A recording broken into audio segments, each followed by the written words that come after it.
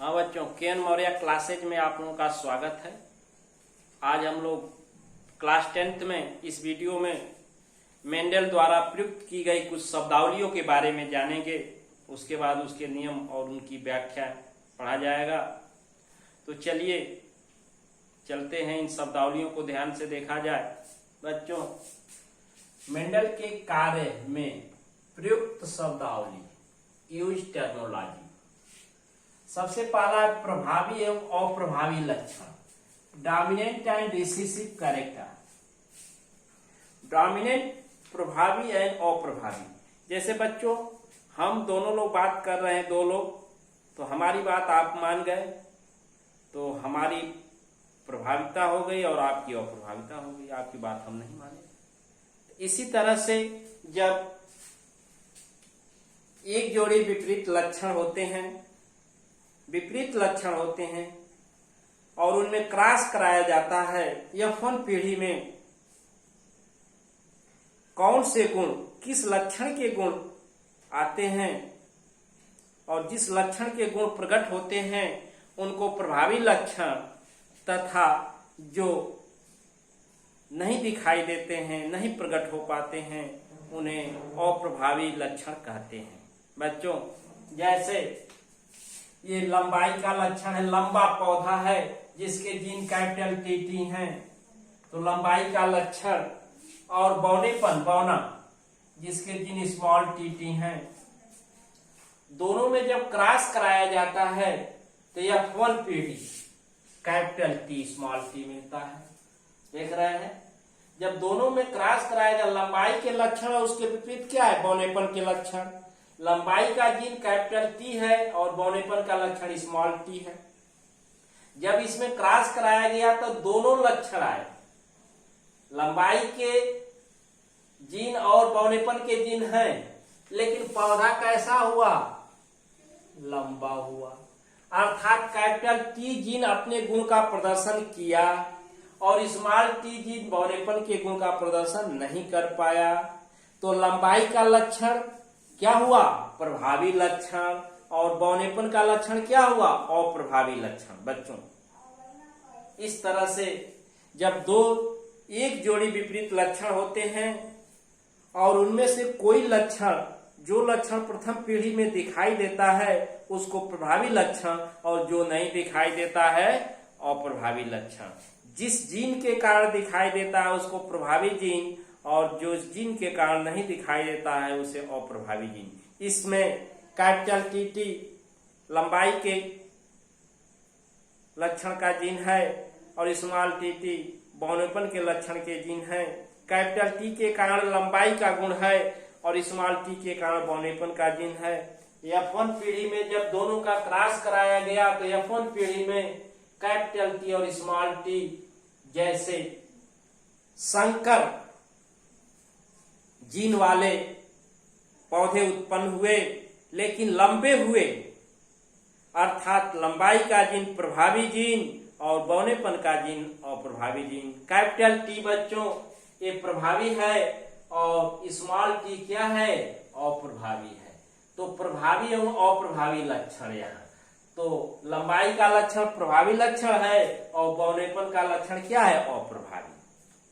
लेकिन यही प्रभावी जीन और अप्रभावी जीन की बात आती है तो कैपिटल टी प्रभावी जीन है और स्मॉल टी क्या है, अप्रभावी जीन। इस प्रकार हम कह सकते हैं कि जो है ऐसे जीन जो अपने लक्षणों का प्रदर्शन प्रथम पीढ़ी में कर पाते हैं प्रभावी जीन, और जो लक्षण प्रगत होते हैं प्रभावी लक्षण, और जो जीन अपने लक्षणों का प्रथम पीढ़ी में प्रदर्शन नहीं कर पाते हैं उन्हें अप्रभावी जीन, और जो लक्षण नहीं दिखते अप्रभावी लक्षण कहलाते हैं। अब चलते हैं allele and allelomorph. Allele and allelomorph. बच्चों, एक जोड़े विपरीत लक्षण जो उसकी विपरीत होती है, जैसे लंबाई का लक्षण और उसके ठीक विपरीत बौनेपन का लक्षण।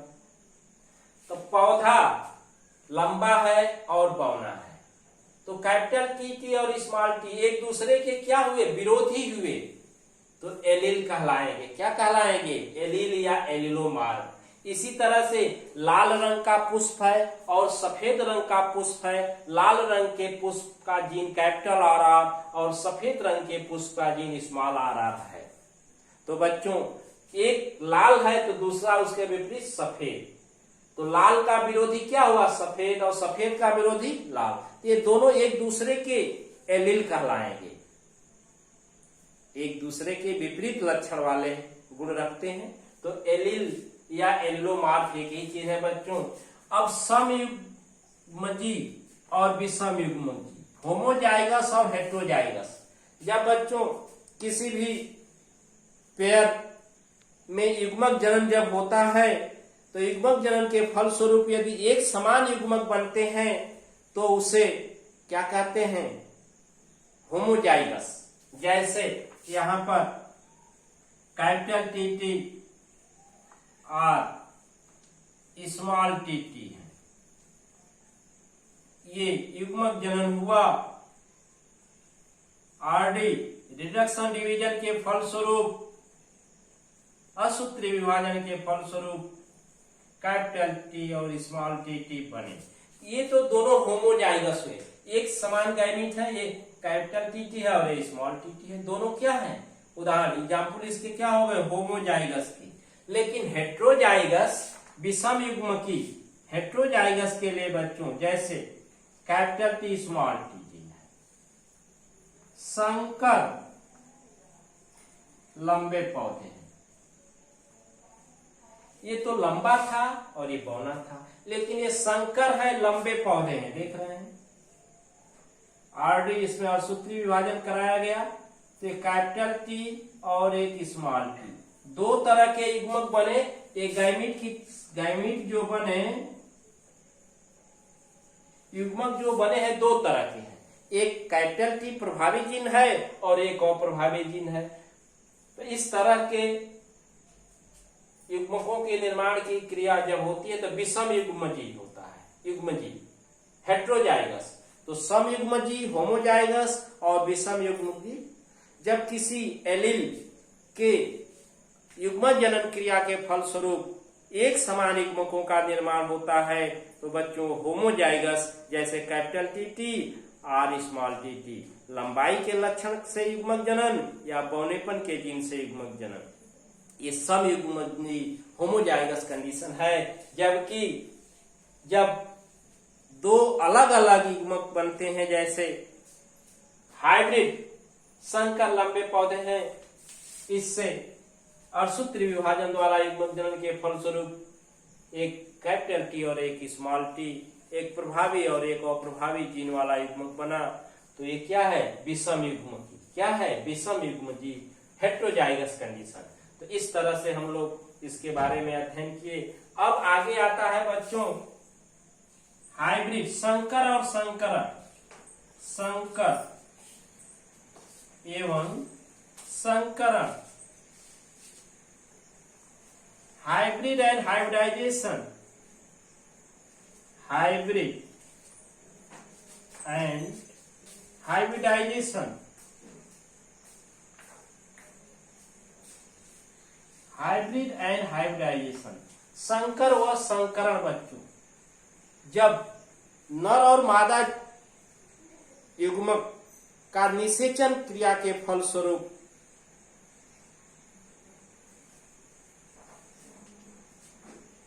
जाइगोट बनता है, नर और मादा युग्मक का संलयन कराया जाता है, निषेचन क्रिया संपन्न होती है, तो दो तरह के नर, एक नर है एक मादा युग्मक, इस क्रिया को संकरण कहते हैं। क्या कहते हैं? संकरण, हाइब्रिडाइजेशन। जबकि उससे उत्पन्न पौधे हाइब्रिड हैं। जैसे एक ये कैपिटल TT स्मॉल TT है, लंबाई का लक्षण इससे मान लीजिए ले लिया गया कैपिटल T और इससे लिया गया एक स्मॉल T, दोनों का क्रॉस कराया गया तो देखा गया कैपिटल T और स्मॉल T, ये बने। तो ये हाइब्रिड है बच्चों। क्या है? हाइब्रिड। और इसके मिलने की क्रिया जो है हाइब्रिडाइजेशन है, संकरण। वो प्रोसेस जो है हाइब्रिडाइजेशन है, संकरण। तो संकर वो पौधे होते हैं जो दो अलग अलग विपरीत लक्षणों के फलस्वरूप युग्मकों से बनते हैं और संकरण वह क्रिया होती है। जैसे कैपिटल टी लंबाई का लक्षण है और स्मॉल टी बौनेपन का लक्षण है।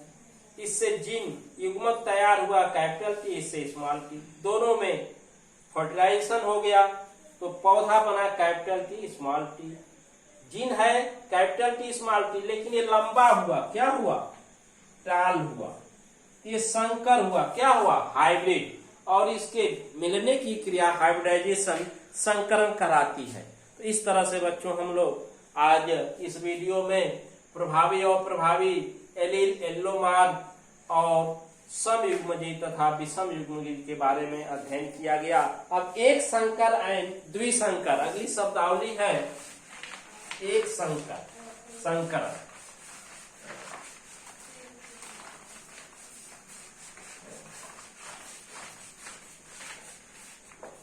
एक संकर संकरण।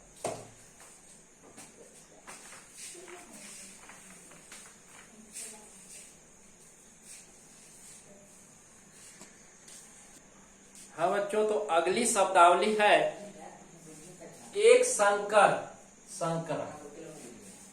एक संकर संकरण मोनोहाइब्रिड क्रॉस। मोनोहाइब्रिड क्रॉस एक संकर संकरण। ध्यान दीजिए बच्चों, अब तो संकर जान गए। एक संकर संकरण जब बच्चों एक एलील, एक जोड़े विपरीत जो है लक्षणों को लेकर क्रॉस कराया जाता है, एक एलील और एल्लोमार्ग को लेकर क्रॉस कराया जाता है, तो उसे मोनोहाइब्रिड एक संकर संकरण कहते हैं। जब एक जोड़ी विपरीत लक्षण को लेकर क्रॉस कराया जाए तो ऐसे क्रॉस को मोनोहाइब्रिड क्रॉसेज एक संकर संकरण कहते हैं। जैसे लंबे तने वाले पौधे और बौने तने वाले पौधे का क्रॉस, लंबाई का जीन कैपिटल टी और बौनेपन का जीन स्मॉल टी है। एक जोड़ा विपरीत लक्षण हो गया कि नहीं, एक लंबा है, एक जोड़ा कैपिटल टी, उसके विपरीत क्या है, स्मॉल टी, एक जोड़े विपरीत लक्षण। इसी तरह से लाल पुष्प एवं सफेद पुष्प कैपिटल आर, एक जोड़े रेड फ्लावर जीन है और उसके विपरीत एक जोड़े small R drop plant drop gene है, स्मॉल आर व्हाइट फ्लावर के जीन है। तो लाल पुष्प और सफेद पुष्प का क्रॉस कैपिटल आर और स्मॉल आर। देख रहे हैं, ये कैपिटल टी लंबे तने वाले पौधे के जीन है, ये जीन है, और ये क्या है, ये भी जीन है बौने तने वाले पौधे। इनका क्रॉस जो है, इनका क्रॉस एक संकर संकरण हो गया। एक जोड़े, जब एक जोड़े विपरीत लक्षणों को लेकर क्रॉस कराया जाता है बच्चों, तो ऐसे क्रॉस को एक संकर संकरण कहते हैं। जैसे उदाहरण में लंबे व बौने तने वाले पौधों का क्रॉस, या कैपिटल टी जीन और स्मॉल टी जीन का क्रॉस, या लाल पुष्प और सफेद पुष्प का क्रॉस, या कैपिटल आर और स्मॉल आर का क्रॉस। ये क्या है, एक संकर संकरण। अब आता है द्विसंकर संकरण, डाई हाइब्रिड क्रॉसेज। इसके अपोजिट है बच्चों, जब एक जोड़े विपरीत लक्षणों को लेकर क्रॉस कराया जाता है तो ऐसे लक्षण को, ऐसे क्रॉस को द्विसंकर संकरण कहते हैं। जब दो जोड़े विपरीत लक्षणों को लेकर क्रॉस कराया, ध्यान दीजिए, dihybrid crosses, two pair opposite characters kept in process of hybridisation is known as dihybrid crosses. जब दो जोड़े विपरीत लक्षणों को लेकर उनका आपस में क्रॉस कराते हैं बच्चों, तो उसे डाई हाइब्रिड क्रॉस कहते हैं। जैसे मटर के पौधे में लंबा तना वाला पौधा तो है लेकिन लाल पुष्प देता है, दो गुण हो गए, लंबा तना और लाल पुष्प देने वाला। फिर बौना तना और सफेद पुष्प देने वाला। तो लंबे तने वाले पौधे हैं और लाल पुष्प देते हैं, सफेद तने वाले और जो है बौने तने वाले सफेद पुष्प देते हैं। जैसे कैपिटल टी और कैपिटल आर, लंबा तना व लाल पुष्प देने वाला, लंबा व लाल पुष्प। बौना पौधा है लेकिन सफेद पुष्प, capital T capital R, small T small R. ये किसका उदाहरण है बच्चों, डाइहाइब्रिड क्रॉस का। उसी तरह से येलो राउंड सीड है, येलो पीला बीज है लेकिन गोल है बीज, और ये क्या है, ग्रीन रिंकिल है, हरा है लेकिन झुर्रीदार बीज है। तो ये दो जोड़े विपरीत लक्षण हो गए कि नहीं। तो इस तरह के क्रॉस को डाइहाइब्रिड क्रॉस से द्विसंकर संकरण कहते हैं बच्चों। तो मोनोहाइब्रिड और डाइहाइब्रिड क्रॉस है। संकर संकरण मालूम हो गया। अब जीनोटाइप और फिनोटाइप, दृश्य रूप और जीन रूप, ऐसे लक्षण जो बाह्य संरचना के आधार पर देखे जाते हैं। जैसे खेत में मटर के पौधे लंबे दिख रहे हैं और बौने दिख रहे हैं, ये क्या है, ये दृश्य रूप है।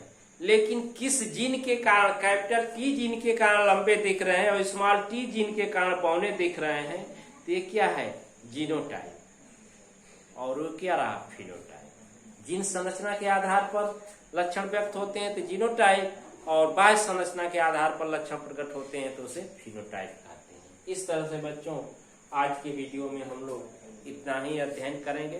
तो कुछ शब्दावलियां और आगे शब्दावलियां आती रहेंगी लॉ में, तो उसको बताएंगे। तो इतनी शब्दावलियों को आप ध्यान देंगे, तैयार कर लेंगे, फिर आगे की वीडियो में हम लोग आगे के क्रम में पढ़ेंगे। Thank you.